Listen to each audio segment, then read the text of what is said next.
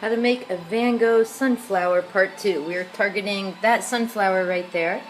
And we had part 1 where we mixed the colors together, the primary colors. And now this is my practice based on that style Van Gogh flower. And this is a real print from Vincent Van Gogh there. And this is the one we started on my pink canvas by mixing the primary colors. We started with this thicker brush, and the thicker brush got a little too fat, so we're going to go to a thinner brush now.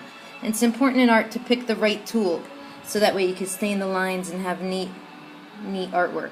So I'm going a little more yellow for this sunflower, and then I'm going to slowly get a little darker.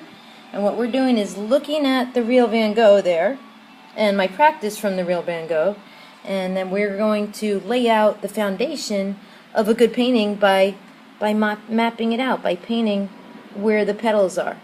After we paint where the petals are, then we're going to start to add some shading and shadow to the petals.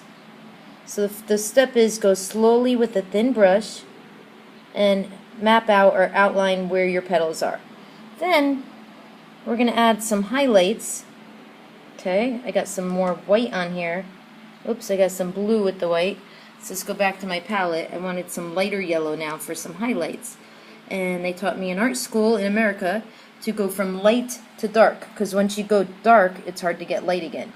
So I'm going to go to my light highlights and try to highlight where the light is sitting on my Van Gogh sunflowers, because Van Gogh and the other artists from the 1800s, they used at least 3 different shades. If you look at the Van Gogh, all the different shades in his sunflowers.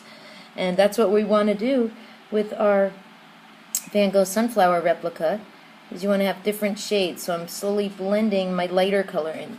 I'm going to go back to my palette, and to speed up this process, I'm going to mix my blue with what color to make green? Yes, my blue with yellow to make green. Ugh, this is coming a yucky green. Or you could get the green from the bottle. I like going to mixing your own colors, so you have at least 3 different shades to get more of an army green.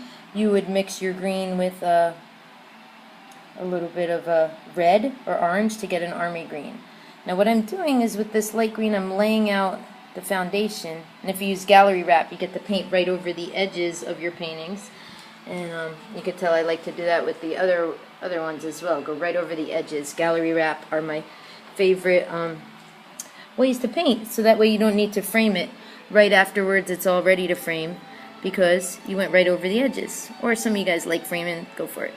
Okay? So what we're doing is adding all the little details and going around our Van Gogh sunflower with some different shades, going right in between there, right in between the sunflower petals, and getting our shading in. Now I'm going to go for a little bit of the darker red and blue, which make, yes, dark purple.